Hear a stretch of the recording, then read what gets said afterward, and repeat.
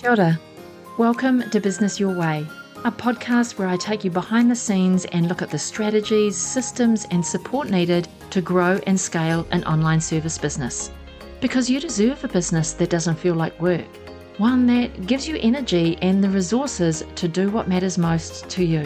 Whether it's figuring out where to spend your time, how to maximize your profitability, or streamlining your processes so things get done quickly and efficiently, my guests and I, we've got you covered. I'm your host, Sandra Julian, Indigenous mama of three, fashion-loving sewist, and business strategist. Each week, I want to help you dream big, plan well, and do the work to grow and scale your business your way. Hey friend, welcome to episode 12 of the podcast. Today I'm chatting with Jenny Suneson. Jenny is the founder of Savvy Podcast Agency, and you are in for a real treat today. If you are an established service provider, you've got a full client load, and you're just wondering, what is my next steps? Do I just cap my clients at where I'm at and enjoy what I'm doing right now? Or is it time to really step into being the business owner with a team who can help me? So am I growing into an agency or am I doing something else? You've got all of the questions around, how do I bring on a team? So if I want to grow my business and bring on somebody else to help me in my team, what does that look like? Do I need to consider how I'm doing things? Do I need to do things differently? You've got all of the questions about what it might look like to begin to grow your business and have others come and help you serve your clients. You might also have a bit of anxiety around, what if I do bring on someone to help my clients and they don't do it like I do it. They don't do it as well as I do it. And I'm just afraid that I'm going to lose my quality of service. So you've got questions, you've probably got a bit of fear going on there, and you just want to have someone share their story as to how they've built it, so you can dive a little bit behind the scenes and start to ask the questions of yourself.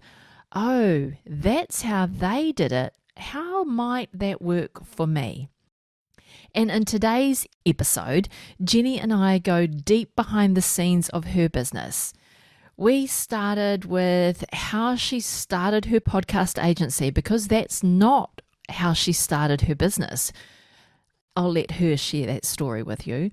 But we talk about how she started her agency, how she grew her team, what systems she used before she had a team, and how she was able to bring a team on board using her systems, how she set up her processes so it was easy for her new team members to be able to do the client work just as she had been doing the client work, and still creating loyal customers and loyal clients.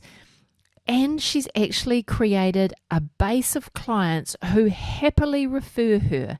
So who talk about the great service that she provides, and they refer their friends and their other business colleagues over to Jenny for their podcasting needs. So today's episode, we're going to dive into behind the scenes of how Jenny grew her agency and how she continues to get clients who rave about her to others, and the referrals in her business just keep coming. So that's enough for me. Let's get into the conversation with Jenny. Hey Jenny, welcome to the Business Your Way podcast. So lovely to have you here today. We've been trying to connect a couple of times. We haven't quite made it. So I'm really pleased that we're able to have this conversation today and dive into all the things that you do. Yes, me too. It has been a long time coming. It's like one of those things when you're a parent, Totally. your whole schedule can get uprooted in like hours and you can't really do anything about it. So I'm Totally. glad we're finally here and able to actually talk. Yeah. And that's why we have our own businesses, right? So we can be flexible around our kids and our family. Yes, totally. 100%. Righty, let's start off. If I can ask you to introduce yourself, what you do, who you serve, and how you make your moolah. Yeah. So I am Jenny. I am the owner of Savvy Podcast Agency, which is a podcast management and marketing agency. We help clients launch and grow their podcasts. And I'm also starting to venture into mentoring current and aspiring podcast managers as well to help them kind of grow as a business owner, kind of get booked out, and then eventually go towards the agency route themselves if they want to, or other avenues that, once they're booked out that they need, they still want money, but they don't want to continue serving more clients. Totally. I get that. So how did you get to be here? Well, long story short, basically I used to work in social media marketing at a local mall. So I was like kind of the social media coordinator at a local mall. I hated it mostly because the mall itself did not have good stores. So it was not very inspiring for me to, promote these stores that I could care less about. And from there, I started my own social media business so that I could actually help people who had businesses I actually cared about. So, and then I kind of got burnt out from that because social media is on like 24/7. You basically don't really get a break from it. You're constantly having to post new stuff. You're constantly having to respond to messages from people, all kinds of different support requests, things like that. So I just felt like I just didn't have a break ever. And it really led to burnout. And I was thinking like, okay, I started this business for a reason, right? Like I wanted to be home with my kids in the future when I had them. At that point, I didn't. So I kind of just sat back and thought about like what I wanted for long term, and social media just didn't seem like it was going to be my path anymore. And I ended up starting my own podcast in the midst of that. And it had nothing to do with podcasting like it does now. But I started my own podcast. I really fell in love with it. As an introvert myself, it just felt like a really good, solid medium for me because video is kind of overwhelming and scary. And, I liked writing, but it just didn't feel like a place for me anymore. So when I started my podcast, I was managing all myself, kind of learning the ins and outs there. And I had a client approach me, a potential client, and they asked, if I had experience managing podcasts. I was like, no, not for clients, but I do my own podcast and all that stuff. And we ended up working together. And then, wow, this is like actually an industry. Like I didn't know that was something that you can actually do. So then I just kind of went all in from there. And, I kept my social clients for a while, but I slowly weeded them out as I got more podcast clients. So I switched to a full service podcast kind of company in, mid 2019. And then that's where we are today. Nice. I believe we're at 7 team members other than myself. So 8 total. Yeah. So I started my business in 2016. So it's been a couple years, couple iterations of it, but I just can't imagine still doing social media management. Like it was fun and it was a great way to start my career, but I just can't imagine doing that now, 5 years later. Yeah, and I think our business goes through many iterations from where we start, like when we get into business and we think, oh, yeah, this will be what I'm going to do. But we just don't know what we don't know at the time. And then your business ends up by going through many iterations of the different services that you offer. And in my experience, it's because one client says to you, do you do this? Can you do this for me? And you're like, sure, I know how to do that. So let me give that a go for you. Let me see if what I do for myself, I can replicate for you. And then that just takes us down a whole different path. So I really relate to your story around, the iteration of business. Yeah. I mean, and I think that, like I said, I can't imagine going back to where I was. So I think sometimes we just need to continue doing that. We grow as people. And I think a lot of people are scared to, they feel like they're stuck in whatever they chose when they first started their business. And that couldn't be further from the truth. I mean, that's not to say you should be changing your business every 10 seconds or every 2 months. Like that's obviously just a lot of work for no reason.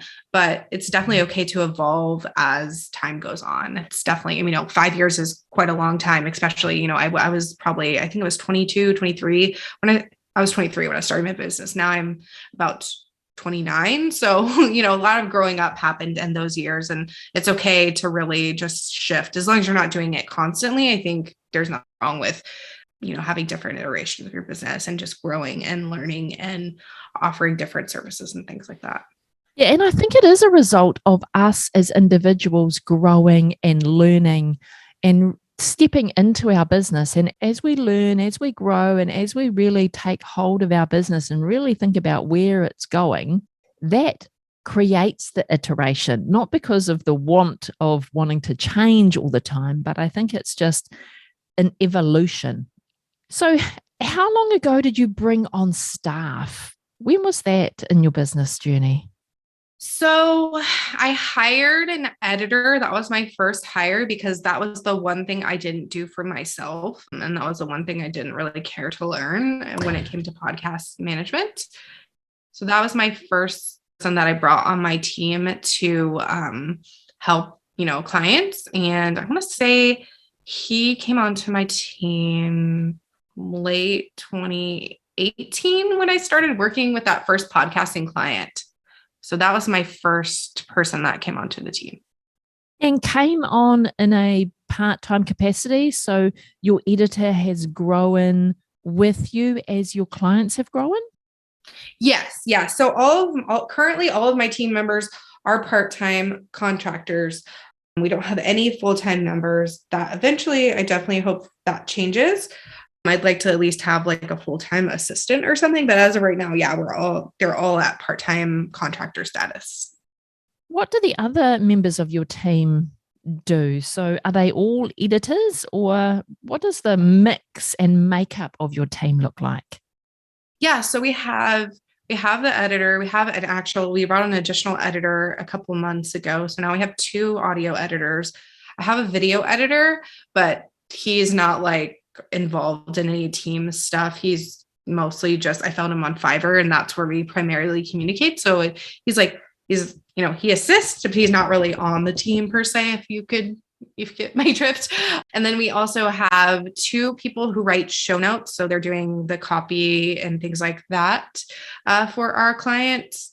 And then we have 1 social media manager. So we have a couple clients that, in addition to the show notes and editing, they also do like the marketing. So we help them with captions for Facebook and Instagram and graphics and things like that, and hashtag research for Instagram.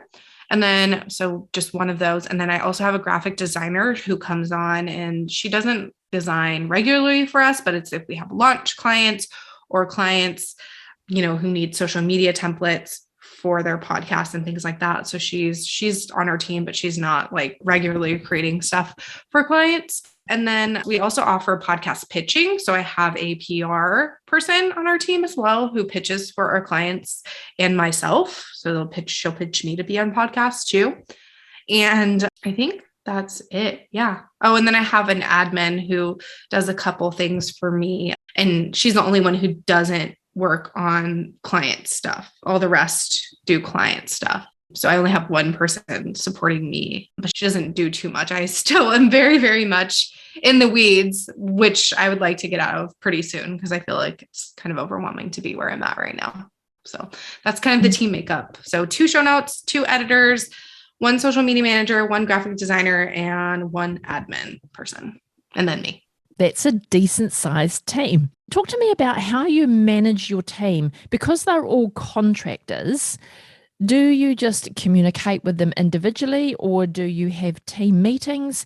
How does the communication in a team of contractors work?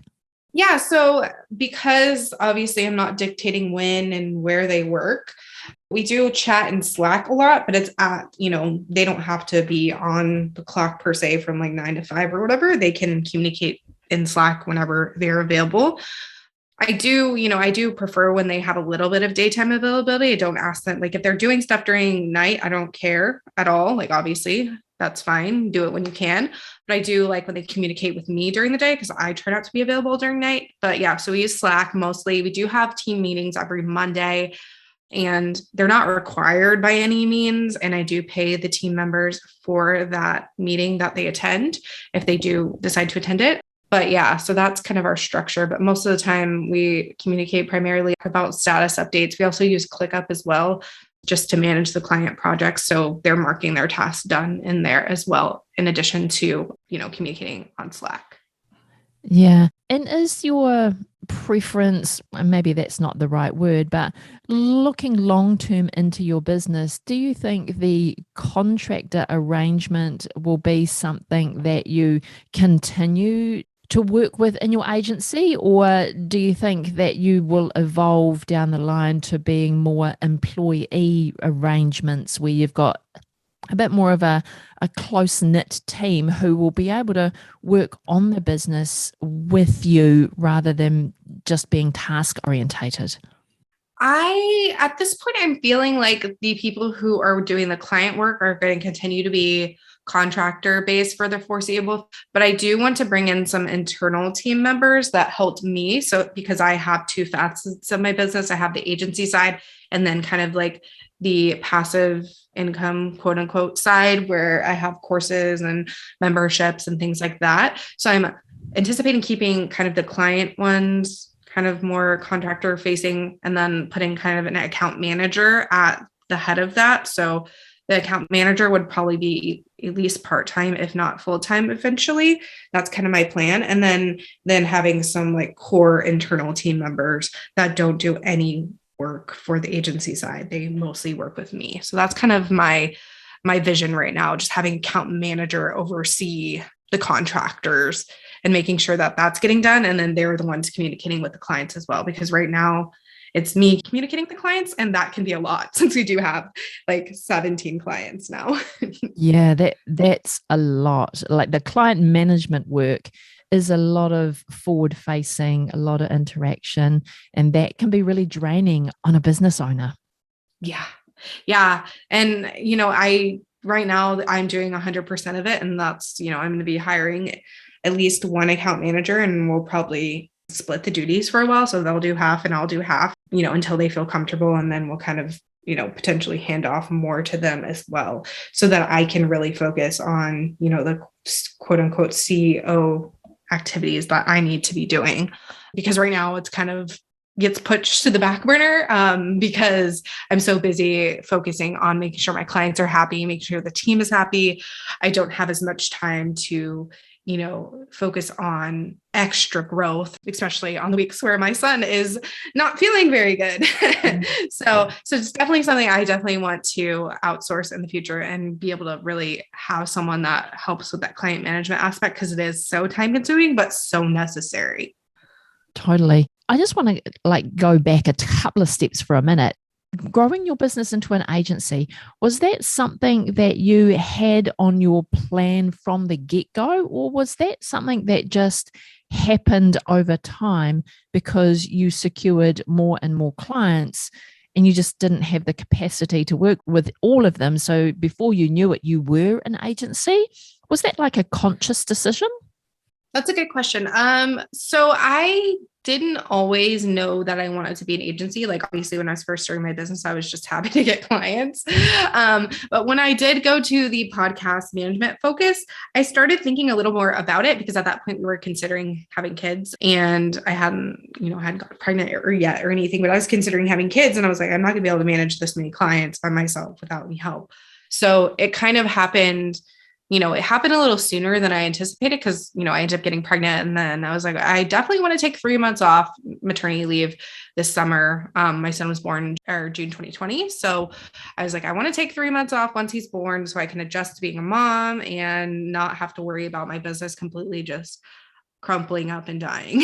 So I kind of like, when I found out I was pregnant, I kind of had a mini meltdown. I'm like, oh no, my business is not going to survive this. I don't have any systems in place to, make sure that I can have this 3-month maternity leave that I really want to have without, I need to hire people. So it became an agency a lot quicker than I was anticipating it. But honestly, I can't imagine not having the agency model now, because I literally would not be able to serve as many clients as I have, or even the clients that we did have in 2020, just by myself. So I'm very thankful for it. And honestly, it wouldn't have happened as quick as it did if I didn't get pregnant. But I also appreciate that push because I don't know if I would have gotten it to the level that it is now without that. Right. So tell me about that journey of putting systems in place so you could have a team.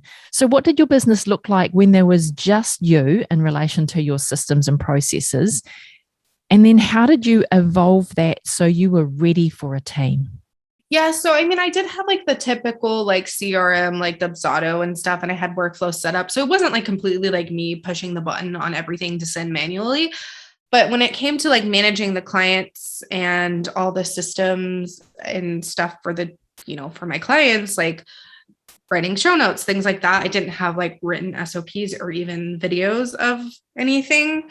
So I was just like, I need to get something like written and out of my brain at least, or at least videoed and out of my brain so that like people can do what I'm doing while I'm out. So I just sat down and figured out like, okay, what do I need to make video and written SOPs for? And from there, I just kind of, anytime I would do something for a client, I would record my screen. So it wasn't anything like super formal because, I didn't really have the time for that, but I knew I needed something. So I would just, anytime I was uploading an episode for a client to their host, their podcast host, I would record my screen and walk through the steps and talk it through.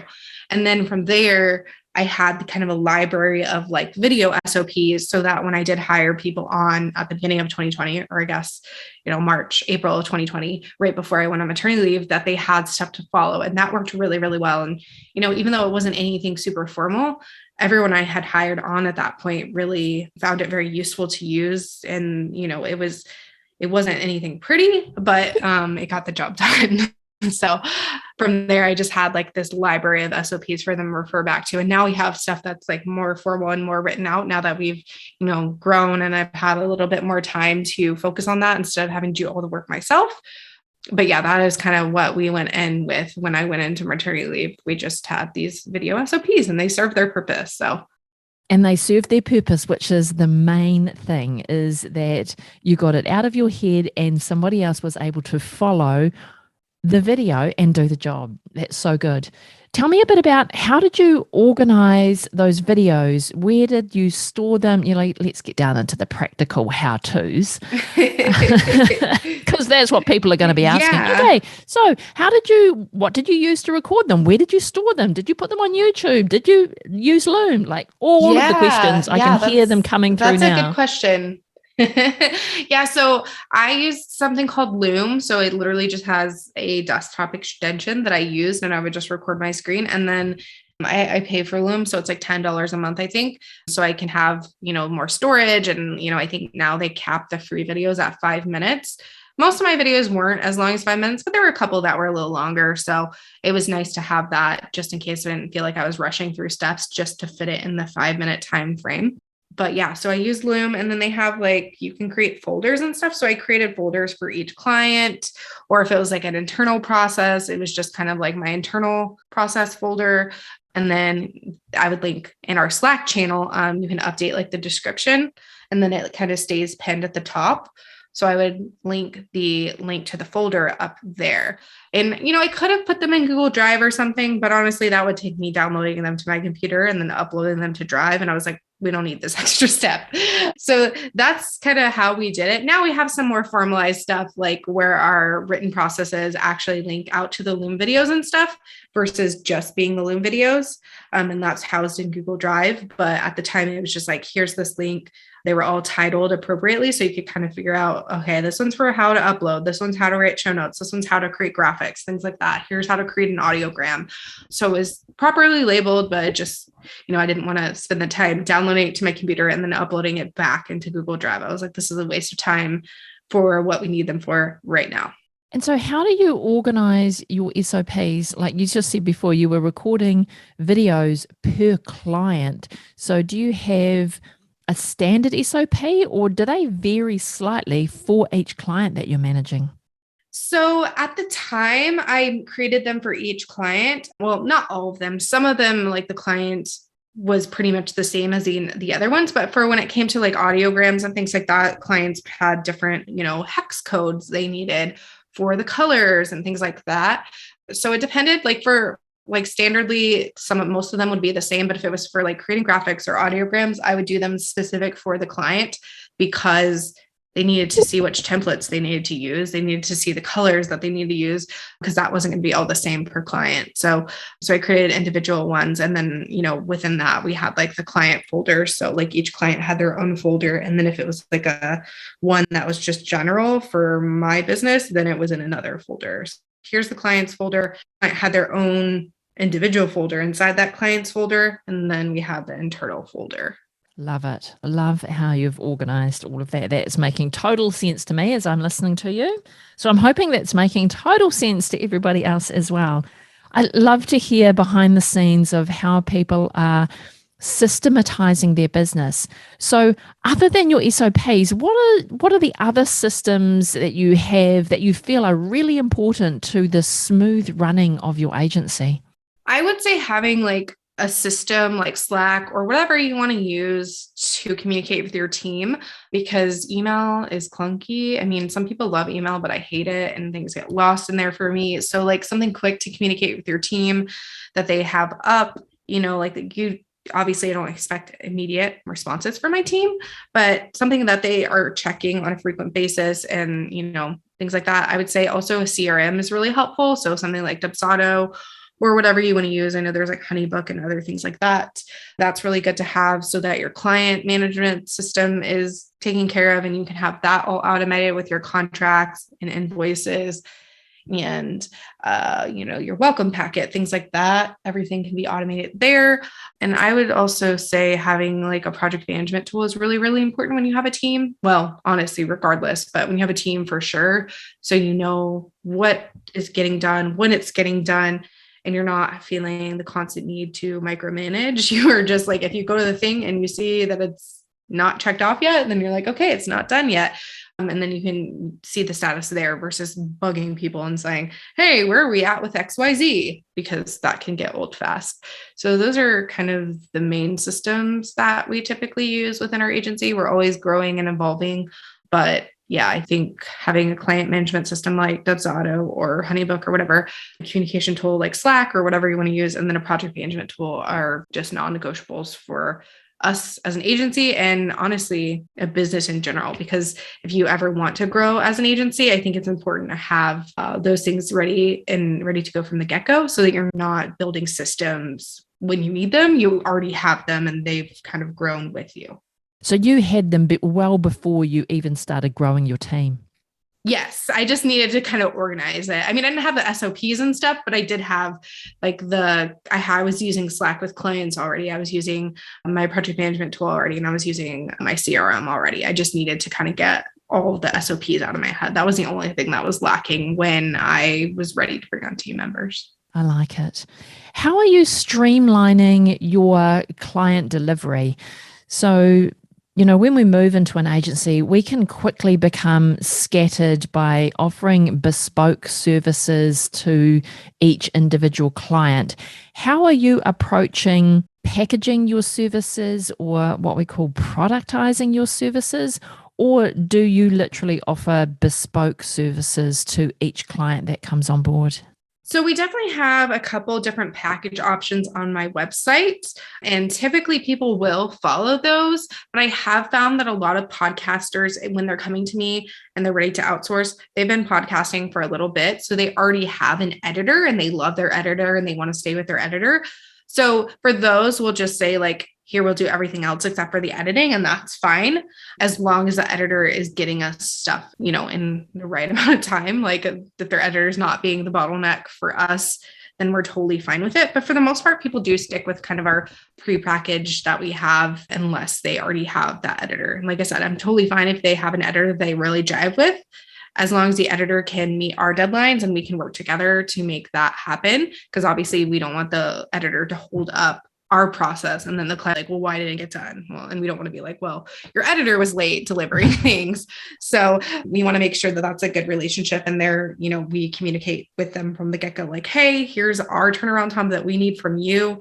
So can you get us these episodes by this date if it goes live on this date? And then we kind of work from there. And then, if something ends up being a holdup because the editor didn't get us to us in time, then, that's communicated with the client. So it's like, okay, we didn't have it from your editor until Wednesday. Your episode goes live on Thursday. Like that doesn't work. Yeah. So it's just the communication is really, really important. And, sometimes it is managing more people because we're not only managing that client, but then we're talking to the editor. But usually once, we get in a good flow after a month or so, then it ends up not being an issue because, they understand that we need to do what we need to do. And they can't be the bottleneck. Otherwise, the person is just going to be like, all right, I'm done with this. And then they're going to kind of be like, ask us to edit the podcast instead. So we kind of figured out and work it out with their editor. But like I said, for the most part, people pretty much stick to our packages. I try not to do custom too often unless like I absolutely really, really want to work with a person, or if it's just like they already have an editor or something. I'm not like, if people are trying to pick out like, oh, but I don't need this and I don't need that, and I don't need that, then I'm just kind of like, well, I'm not the podcast manager for you because we don't need to be picking and choosing little parts of our package that are convenient, Yeah. Yeah. And that just makes streamlining your business so much easier. I want to pick up on that point where you said you were moving into courses and memberships to help other podcast managers grow their business. What does that look like for you? Yeah, so it has been something that I've always kind of thought about from the beginning when I did switch to podcast management. I was like, I definitely think I want to help people do this someday, especially once I had my son. I was like, this is solidified because it's one of those jobs that, obviously if you don't want to go to an agency, you can still be really, really profitable and not have to have a huge team. That's just the route that I went, but you can easily do podcast management in 20 to 25 hours a week and still be able to, be a mom and have your kids home with you and stuff like that without growing a team. Once I had my son, I was like, this is something I really want to do. I want to help, not just moms, but moms. That's really important to me to help other women create these flexible careers that bring them in, more than enough money just to get by, and that they're able to really help support their family and have their kids home with them if they desire. I mean, my son goes to daycare, but he didn't his first year of life, and I was able to be home with him and still work in my business. So that's kind of what I want to help other women do if they want to have kids or not, basically. So kind of what that looks like in the future for me is I haven't launched anything quite yet, but I'll be launching a podcast solely dedicated to podcast managers and some freebies. And then from there, we'll have courses and other things like that. And I already run virtual summits myself. So I have one for podcasters, which is kind of with my agency. And then I have one for podcast managers, which happens in the fall. And that's obviously for podcast managers. So that will kind of go hand in hand with the other offerings and courses and things like that are going to be upcoming in 2022, which is crazy to think about.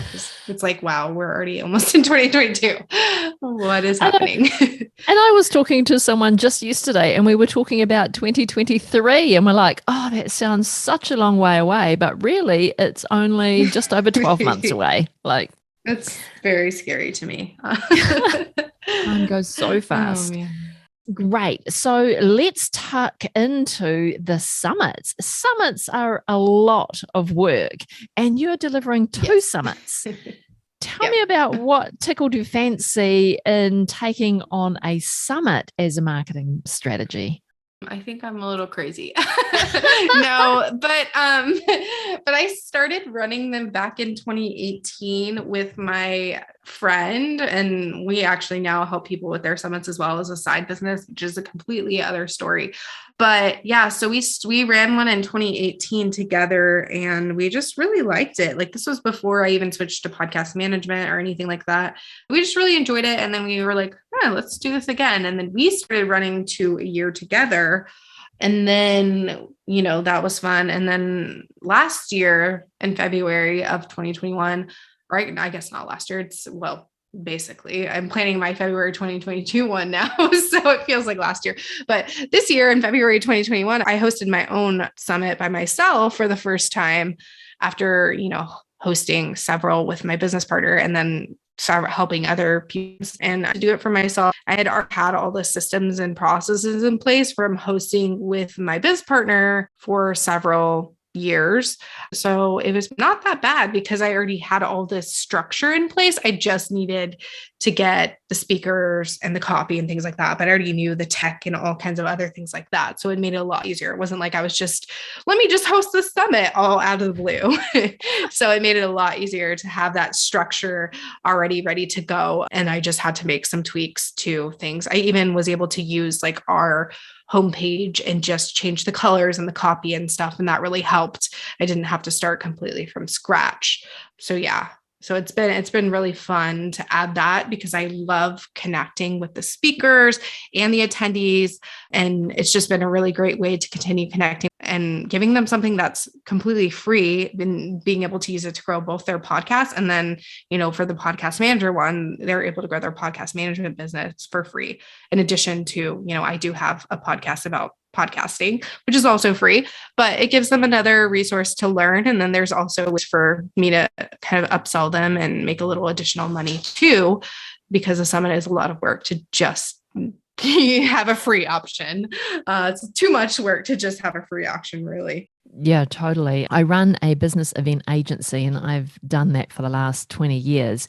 But this year, February 2021, I hosted my very own virtual summit in cool. the format. That's what mine was too, February 2021. Yeah. So in the format of an online summit where it was all pre-recorded and it was free. So it was completely different to all of the other events that I've run, in my time.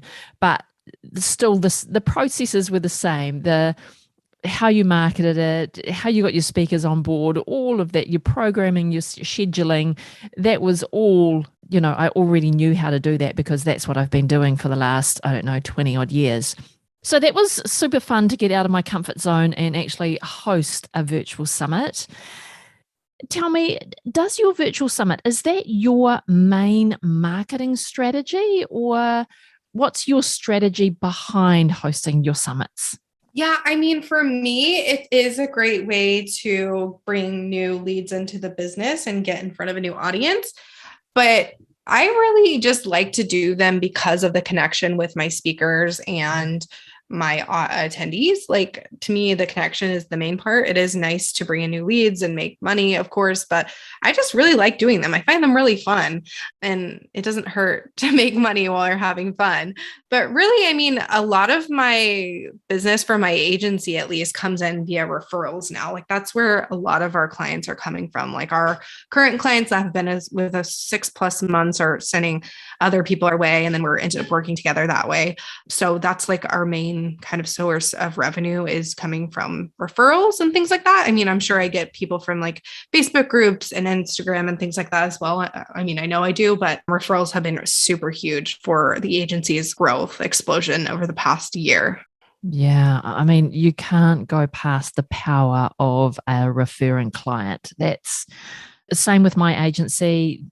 I would say 95% of the business that we bring in is through referral and through our clients just talking with their networks and then, picking up the phone. So, you can't go past the power of referrals for sure. Yeah, it's so powerful. It's insane. It's just like, because a lot of the time they're like, okay, I'm sold. We don't even need to hop on a call. Yeah. So it's just, it feels effortless. And like most of the time, if it's someone that your client is referring to you, it's usually a good fit. I mean, of course, there's sometimes where you're like, why did they refer this person to me? Because it's just not the greatest fit.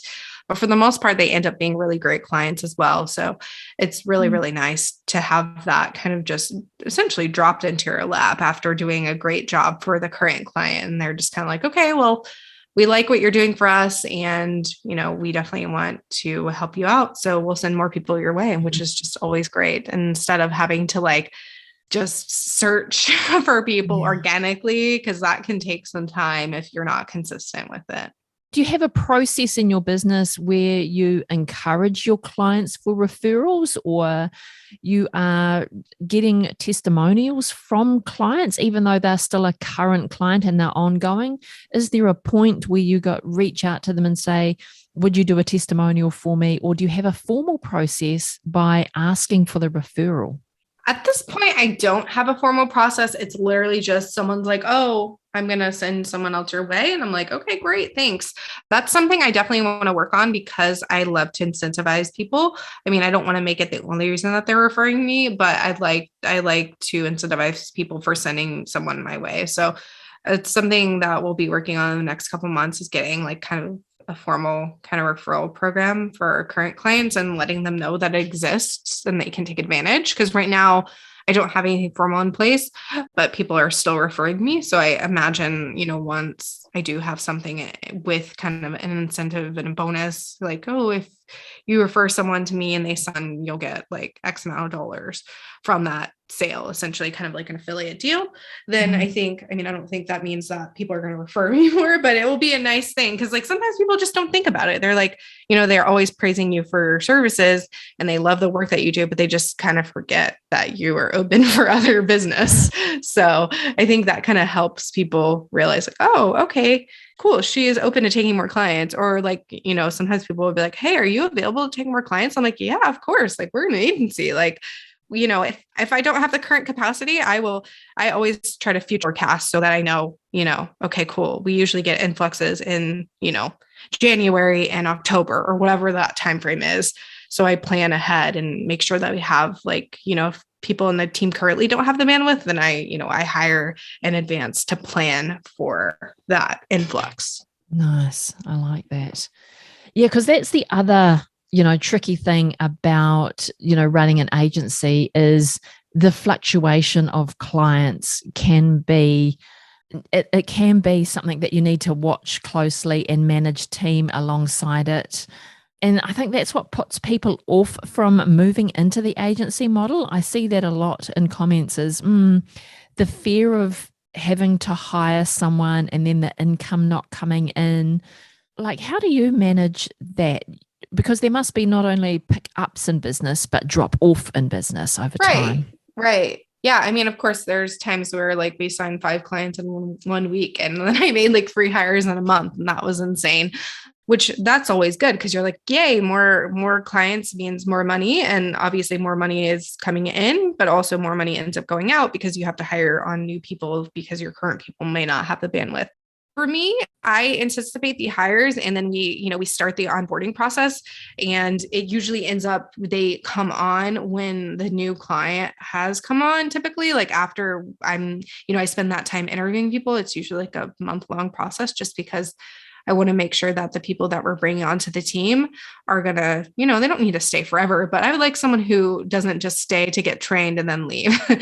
So usually by the time we are able to bring them onto the team or we end up bringing them onto the team, that's when the influx hits. So it's like a nice thing. So we're not like having to pay for people just sitting around. I mean, and since they are contractors, they don't get paid until they have work. So that is helpful too. So I can bring on people and, they may be brought onto the team and onboarded and not have work for 2 or 3 weeks until we're ready for them, but they're already there and onboarded and ready to go. I mean, and that's not to say that something may change for them in that time period where then they get over capacity and then can't do the work. But I typically give them something to do in that time. So they're not like just sitting around twiddling their thumbs for a couple of weeks until we bring someone on. And then of course, when things kind of fall back, typically it's not so bad that anyone needs to be let go. Usually their workload just lightens up a little bit and your they team supplement. members are, they know that things are going to fluctuate. So you're not guaranteeing them like 20 hours of work a week because they're contractors. No. Yeah. Yeah. So they, whatever work they do, if they currently have, 3 or 4 clients that they're working with for us, I always try to get I gauge how many hours they are available per month, but it's not a guarantee that they will receive that many hours per month. But typically all of our clients, unless they're a launch client, they are ongoing monthly management clients. So if a contractor gets assigned to that client, as long as the client is still there and the contractor doesn't like make a million mistakes and have to be pulled off the project, they stick with that client for as long as the client's with us. So that's helpful too, because then they can kind of gauge, okay, cool.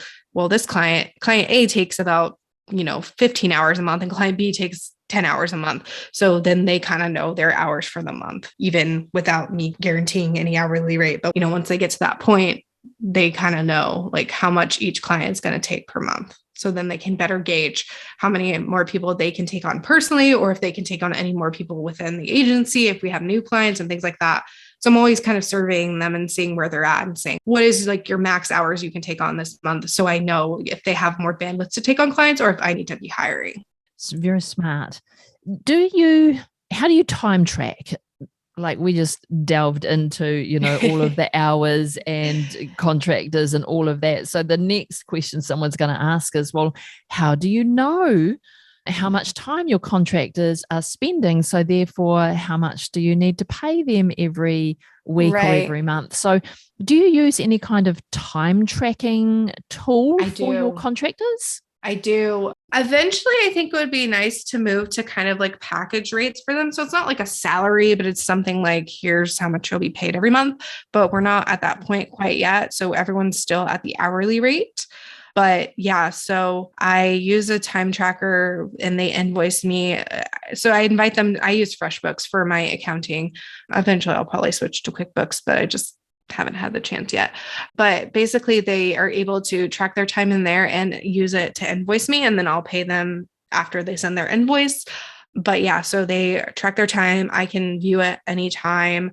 And I just have them put in the notes section, like what tasks they're doing, because each client has their own little project. So they're able to build towards that project. So I know who it's for, but then they also will include, like, for example, episode 20 show notes or episode 20 graphics or whatever that is.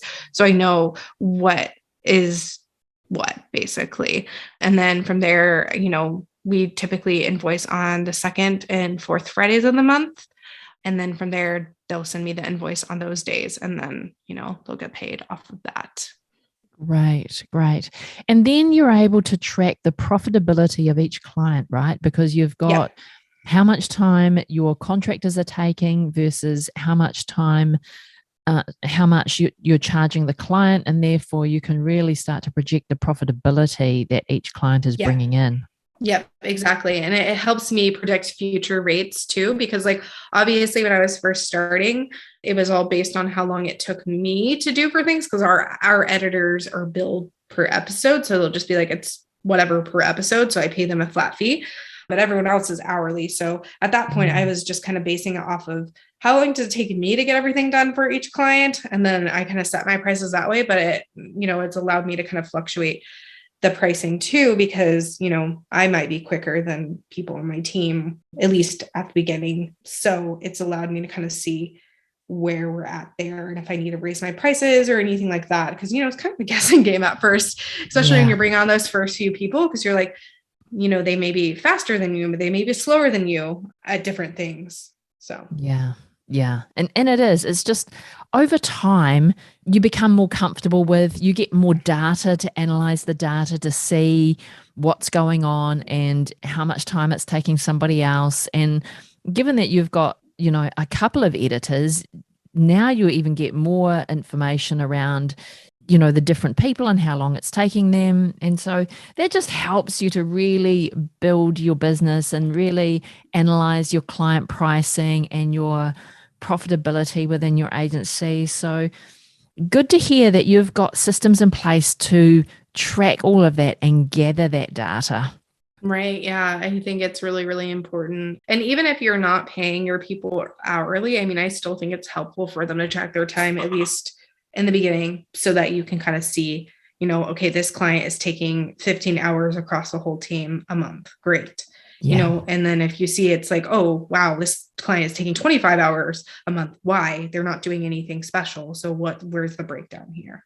Yeah, you can start asking why and then start diving into what's going on. So, yeah, so good. So good.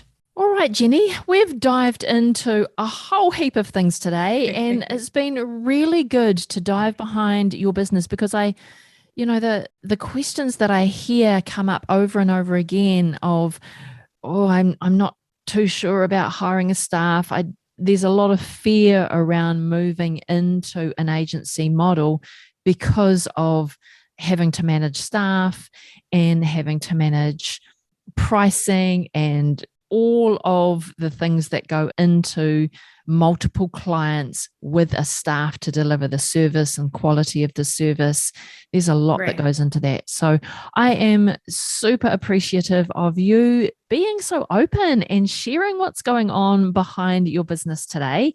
That's been super helpful, I'm sure, to others who are listening, because I don't know about you, but I like to hear what other people are doing in their business so I can then go, oh, I should really consider that in my business, or I haven't thought about it that way. So appreciate you coming and sharing all of your behind the scenes.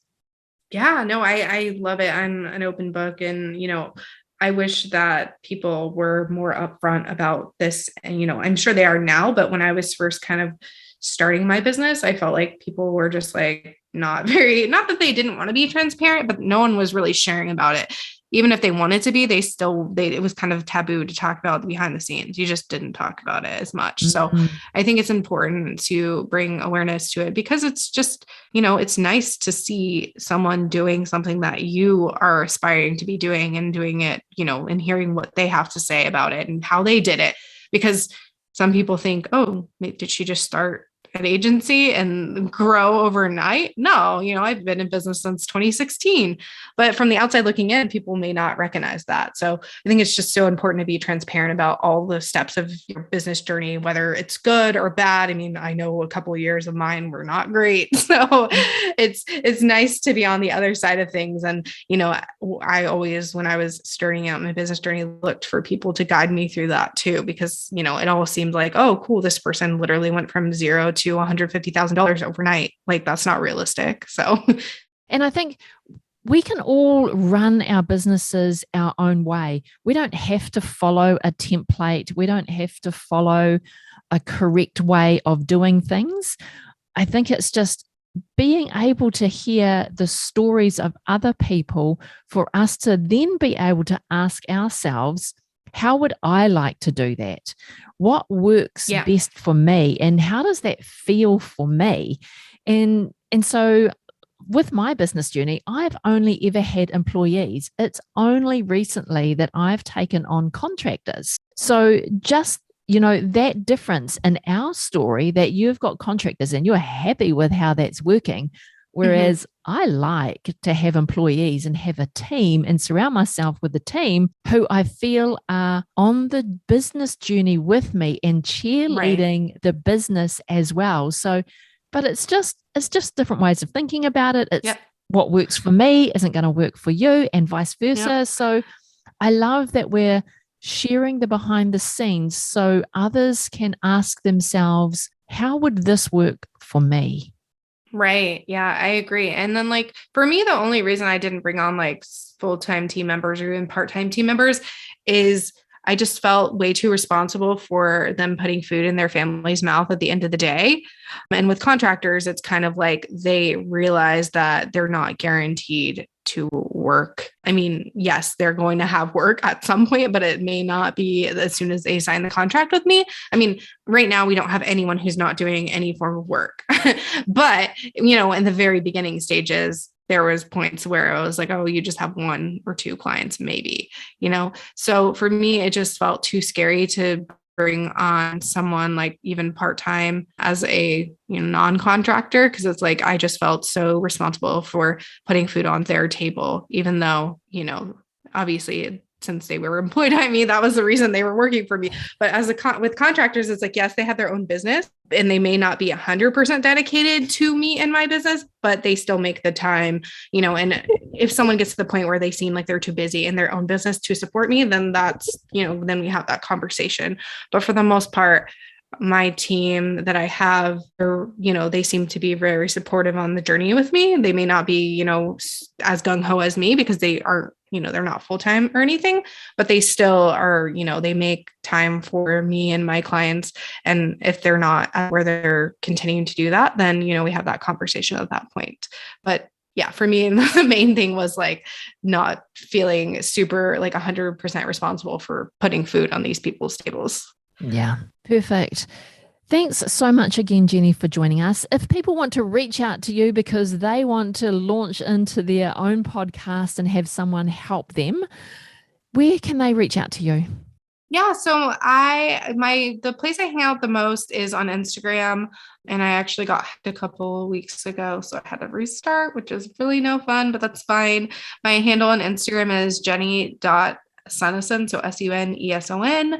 And then my website is savvypodcastagency.com, so you can check out my pricing and packaging there. But yeah, I mostly just hang out on Instagram. I also have a podcast called Savvy Podcasting for Entrepreneurs. If you are starting a podcast and you want to learn some, but you don't have the funds to outsource quite yet, that's your best bet for looking there. And then if you follow me on my Instagram, that's where I'll be sharing a bunch of details about, if you want to become a podcast manager and those kinds of resources. So yeah, that's the best places that you can find me currently. Fabulous. Love it, Jenny. Well, again, thanks so much for your time today and diving in behind the scenes and giving us a look at what a real business looks like and sharing all of the processes and the systems and the thoughts around how you are building your business and how that came about. That is super valuable to someone else in the same boat or thinking about it. So I am super grateful for having you on the podcast today. Yeah, thanks so much for having me. This is so fun. And like I said, I love diving into all the behind the scenes stuff because it's something I wish I would have had, 5 years ago. So thank you so much for having me. You're welcome. I really do hope that you enjoyed today's episode and diving behind the scenes in Jenny's business. We covered a lot. But there is one thing that I really want you to take away from today's episode, and that is to be able to ask the question of yourself, how does this work for me? What feels right for me, and how do I want to start to grow my business? I was just in a Facebook group the other day, and someone was asking the question, what job titles or what jobs do I need to have in my business? I'm preparing my business plan for the next, 12 months, and I know I need a team, but I'm just not sure about what people that I need on my team. And I want you to think about that differently because there is no one job position, there is no one job title, there is no ideal team. Everybody's business and their team look different. So I want you to think differently about how you're growing your business. I want you to ask your question or ask the question of yourself, what is the role of the person that I would need to employ or contract in order to move these things, and you'll have a list of tasks. How do I move these things off my plate? How do I get someone else to do these tasks in my business? And actually, you want to hand off responsibility. So you want to hand responsibility to somebody else. But you have to think about what that means for your business. What makes sense to you, as in what part of your client delivery service would make the most sense to you to hand off to a team member to get them to do those things. And that is how you get the right people onto your team. Not because it's a pre-existing job description in somebody else's business, or it's a title of a job that you've heard somebody else employ. The title of the job is neither here nor there. You can call the title of the job anything you want. You can call it Chief Bubble Blower if you like. But I want you to really think about what are the things that you could easily offload to somebody else in order to complete your client delivery services and then begin to grow your team that way. So there's a whole lot of things in this episode I'm sure you took away as to how you can put systems in place, how you can just record simple videos to show your team how to do a task in your business, how to do the thing that you've always done that gets results for your clients. The most important thing of all, though, is to have systems in your business, even if it is just you. It is just you in your business. The important part is to have systems in place so when it's time to bring on a team and grow your business and grow your agency, these systems already exist and you just need to show people how to use them. If you need some help with your business systems, then I've got a business systems cheat sheet, and you can get your hands on that at sandrajulian.co/systems. If you want to read the blog post about today's episode, then you can head on over to sandrajulian.co/podcast12. There you'll also find all of the links to today's episode so you can connect with Jenny, and if you are interested or thinking about introducing a podcast to your business, then Jenny will be able to help you and answer all your questions in relation to podcasting. She is also the behind the scenes whiz of virtual summits. So if you've got any questions about virtual summits, Jenny's your lady to go have chats with as well. But before you carry on with your day and I leave you, I've just got one favor to ask of you. I would really appreciate it if you could just take a couple of minutes to rate the episode and leave a quick review. It would really mean the world to me if we could get this podcast into the ears of more service-based business owners who are thinking about putting all of their efforts into growing an agency and serving more clients and having a bigger impact with their work. So a quick rate of the show and leave a review. I will give you a shout out on the next episode. I would truly appreciate your help in doing that for me. All right, my friend, that is me for this week. I will be back in your ears next week with another guest and another episode of Business Your Way.